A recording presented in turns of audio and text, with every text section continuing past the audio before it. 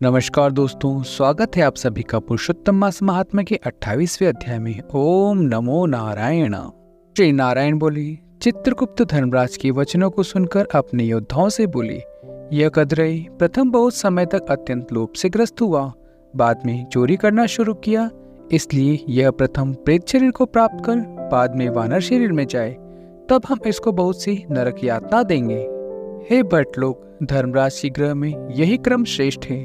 इस प्रकार चित्रगुप्त से आज्ञा प्राप्त होने पर भयंकर भट्ट लोगों ने चित्रगुप्त की आज्ञा अनुसार शीघ्र वैसा ही किया और उस ब्राह्मण को पीटते हुए प्रथम प्रेत शरीर में करके फल रहित वन में रखा।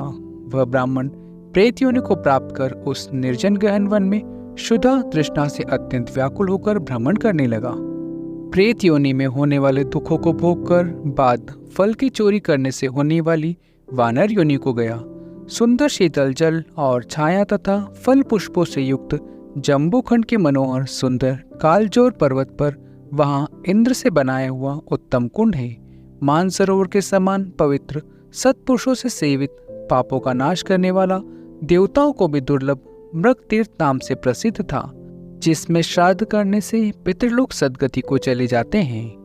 वहां पर देवता लोग दैत्यों के भय से मृग होकर निरंतर निर्भय स्नान करने लगे, इसलिए विद्वान लोग उस कुंड को मृग तीर्थ कहते हैं। मनुष्य शरीर को प्राप्त कर यह ब्राह्मण वहां पर फलों की चोरी करने के पाप से प्रथम वानर शरीर को प्राप्त हुआ। नारद मुनि बोले, त्रैलोक्य को पवित्र करने वाले रमणीय मृग तीर्थ में पाप कोटि से युक्त वह दुष्ट वानर कैसे वास करता हुआ?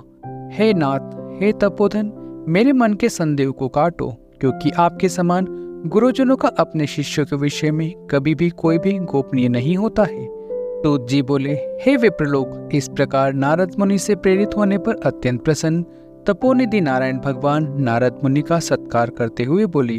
श्री नारायण बोले, कोई चित्रकुंडल नाम के महान वैश्य था। पतिव्रत धर्म से परायण तारका नाम से उस वैश्य की स्त्री थी। उन दोनों ने भक्ति से पवित्र पुरुषोत्तम मास का व्रत किया। जब श्री पुरुषोत्तम मास का व्रत करने से उन दोनों का पुरुषोत्तम मास बीत गया, अंतिम दिन के आने पर स्त्री के साथ हर्ष से युक्त श्रद्धा पूर्वक चित्रकुंडल ने उद्यापन किया। पुरुषोत्तम मास के उद्यापन विधि करने के लिए वेद और वेदांग को जानने वाले गुणी स्त्री सहित ब्राह्मणों को बुलाया। हे नारद, वहां पर धन के लोभ से करदय भी आया। उद्यापन विधि के पूर्ण होने पर चित्रकुंडल ने बहुत बड़े दान से उन सपत्निक ब्राह्मणों को प्रसन्न किया। उन समस्त ब्राह्मणों के प्रसन्न होने पर भूयसी दक्षिणा को दिया। उस दी हुई भूयसी दक्षिणा से प्रसन्न अन्य सब ब्राह्मण गृह को गए, परंतु अत्यंत लोभी करदय उस वैश्य चित्रकुंडल के सामने रोता हुआ खड़ा हो गया और विनय से नम्र होकर गदगद वाणी से बोला, हे चित्रकुंडल, हे वैश्य, हे भागवत भक्ति के सूर्य, आपने पुरुषोत्तम मास का व्रत विधि से अच्छी तरह किया है। इस तरह पृथ्वी तल में कहीं भी किसी ने नहीं किया। आप कृतार्थ हो, सर्वथा भाग्यवान हो, जो तुमने परम भक्ति से पुरुषोत्तम भगवान का सेवन किया। तुम्हारे पिता धन्य है और तुम्हारी पतिव्रता माता धन्य है, जिन दोनों ने तुम्हारे समान हरिवल्लभ पुत्र को पैदा किया।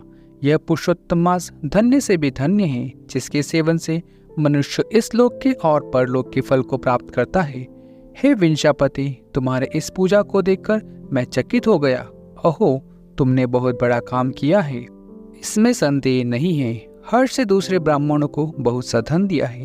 हे बुरीद, भाग्यहीन मेरे लिए क्यों नहीं देते हो? इस प्रकार करदय के कहने पर चित्रकुंडल वैश्य ने करदय को बहुत सा धन दिया। करदय ने धन को लेकर प्रसन्नता से उसको जमीन में गाड़ दिया। वहां पर करदय ने श्री पुरुषोत्तम की बड़ी पूजा देखी और धन के लोभ से श्री पुरुषोत्तम मास की प्रशंसा की। पूजा के दर्शन से, महात्म्य से और पुरुषोत्तम भगवान की स्तुति से तथा धन के लोभ होने पर भी मृग तीर्थ को आया। सूत जी बोले, दर्शन से, स्तुति से, धन के लोभ करने से भी दुष्ट वानर को उत्तम तीर्थ का सेवन हुआ। ये द्विज लोग श्रद्धा से आदर पूर्वक पुरुषोत्तम देव के दर्शन और स्तुति में तत्पर सपत्निक के पुण्य का क्या कहना? नारद मुनि बोले, हे ब्राह्मण, सुंदर वृक्षों से शोभित, सुंदर शीतल जल वाले, मनोहर घनी छाया वाले वन में उसके रहने का कारण क्या है, सो आप कहिए। श्री नारायण बोले, हे नारद, हे अनग, तुम सुनो। सुनने की इच्छा करने वाले तुमको मैं कहूँगा। इसमें कुछ कारण है जिसके श्रवण से पाप का नाश हो जाता है। जब समस्त अर्थ और फलों के दाता दशरथ के पुत्र रामचंद्र ने समुद्र में सेतु बांधकर दुष्ट रावण का नाश किया, उन रामचंद्र ने विभीषण को छोड़कर बाकी समस्त राक्षसों का वध किया, किसी को नहीं छोड़ा। अग्नि परीक्षा कर सीता को ग्रहण किया। ब्रह्मा, शंकर, इंद्र आदि देवता ने रावण के वध से प्रसन्न होकर बोले, हे राम, तुम वर मांगो। ऐसा कहने पर भक्तों को अभय करने वाले रामचंद्र बोले, हे देवता, यदि इस समय वर देना है तो सुनो। यहाँ पर राक्षस से शूर वानर मारे गए हैं, उनको हमारी आज्ञा से अमृत वृष्टि कर शीघ्र जिला दो। तथास्तु।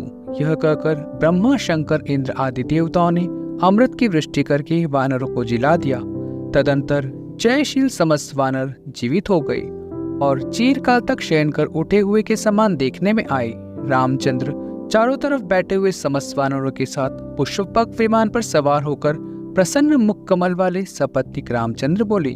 श्री रामचंद्र बोले, हे सुग्रीव, हे हनुमान, हे तारात्मज, हे जामवंत, वानरों के साथ आप लोगों ने मित्र का समस्त कार्य किया है। आप लोग उन वानरों को आज्ञा दो, जिससे यह आप लोगों की आज्ञा पाकर वानर अपनी अपनी इच्छानुसार जंगलों में जाएं। मारे ये देवजीवी वानर जहाँ जहाँ वास करें, वहाँ के वृक्ष पुष्प फलों से युक्त हो जाएं। नदी मीठे जल वाली हो, शीतल जल वाले सुंदर तालाब हो, इसमें कोई भी मना नहीं करे।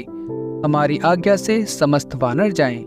इसलिए रामचंद्र के प्रभाव से जहाँ वानर जाति के लोग वास करते हैं, वहाँ वन में मीठे जल वाली नदी और सुंदर तालाब होते हैं।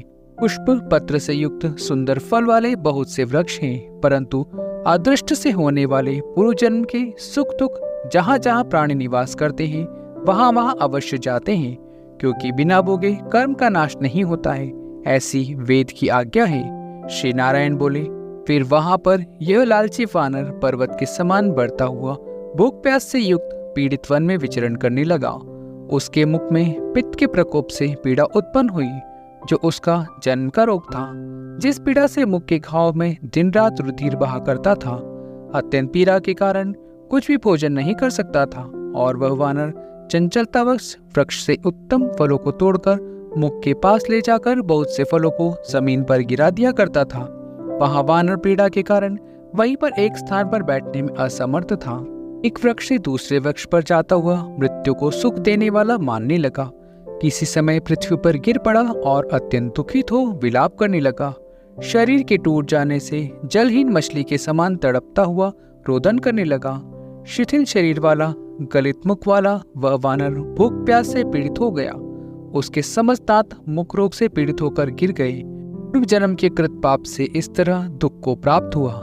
इस प्रकार नित्य प्रति निराहार रहते हुए वानर को देवयोग से श्री पुरुषोत्तम मास आया। उस पुरुषोत्तम मास में भी उसी प्रकार शीतवात आदि से पीड़ित रहा। इसी समय बहुल पक्ष में गहन वन में विचरण करता हुआ प्यासा वानर कुंड के पास पहुंचने पर भी जलपान करने में समर्थ नहीं हुआ।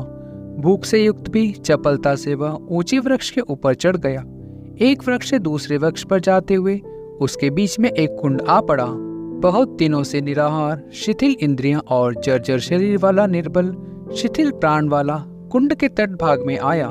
इस प्रकार दशमी तिथि से 4 दिन तक वानर को श्री पुरुषोत्तम मास में उस कुंड में लोट पलोट करते बीत गए। 5वें दिन के आने पर मध्यकाल में उस तीर्थ में जल से भीगा हुआ शरीर वाला वानर प्राण से रहित होकर गिर गया, और वह उस देह को त्याग कर पाप से रहित होकर तत्काल दिव्य भूषणों से भूषित दिव्य देह को प्राप्त किया, जो कि नील कमल के दल के समान श्यामवर्ण, करोड़ों कामदेव के समान चमकते हुए रत्नों से जड़ित किरीटधारी, सुंदर शोभायमान मत्स्य कुंडल वाला, शोभामान पवित्र पीत वस्त्रधारी, कमर में रत्नों से जड़ित मेकल वाला, शोभामान बाजूबंद, कंकड़, अंगूठी, हार से शोभित, नील वर्ण के टेढ़े चिकने बालों से आवृत सुंदर मुख वाला था। उसी समय शीघ्र वहां वैष्णवों से युक्त विमान आया, जिसमें भेरी, मृदंग, पटल, वेणु, वीणा का महान शब्द हो रहा है और देवांगनाओं का नाच हो रहा है। गंधर्व किन्नर के सुंदर गान हो रहे हैं। ऐसे उस विमान को महाभाग दिव्य देहधारी वानर देखकर अत्यंत विस्मय को प्राप्त हो कहने लगा कि पातकी मेरे को यह सुख कैसे हुआ? यह विमान सुख बड़े पुण्यात्मा को ही होना उचित है। इसके बाद कोई देवांगना उसके ऊपर चंद्रमा के समान श्वेत छत्र को धारण करती हुई, कोई 2 अप्सराएं हर्ष से उसको दोनों तरफ चावर को झुला रही हैं, कोई पान हाथ में लिए खड़ी है और कोई उसके सामने अप्सराएं नाच कर रही हैं। गंगा जल से भरी हुई झाड़ी को लेकर खड़ी है, कोई उसके सामने खड़ी गाने बजाने में तत्पर है। इस प्रकार उस वैभव को देखकर चित्र में बने हुए के समान निश्चिल हो गया। यह क्या है? मुझ दुष्ट पाती को किस पुण्य से यह सब प्राप्त हुआ है? मेरा कुछ भी पुण्य नहीं है जिससे मैं हरि भगवान के परम पद को जाऊं। श्री नारायण बोले। इस प्रकार तर्क करते हुए कद्रे ने सुख का बहुत बड़ा खजाना दिव्य विमान को देखकर आश्चर्य किया। बाद में हरिभट्ट ने उस कर्दय का हृदय अभिप्राय जानकर उसके सामने विनय पूर्वक हाथ जोड़कर उसके चरणों में नमस्कार कर वानर शरीर को त्यागे हुए उस कर्दय को सुंदर वचन कहा। मित्रों, यहाँ 28वां अध्याय संपूर्ण होता है। इति श्री ब्रह्मनारद पुराणे पुरुषोत्तम मास महात्म्य अष्टोविंशो अध्याय संपूर्ण। मित्रों, मिलते हैं अगले अध्याय में। तब तक हरि नाम जपते रहिए। हरि बोल, गोविंद बोल।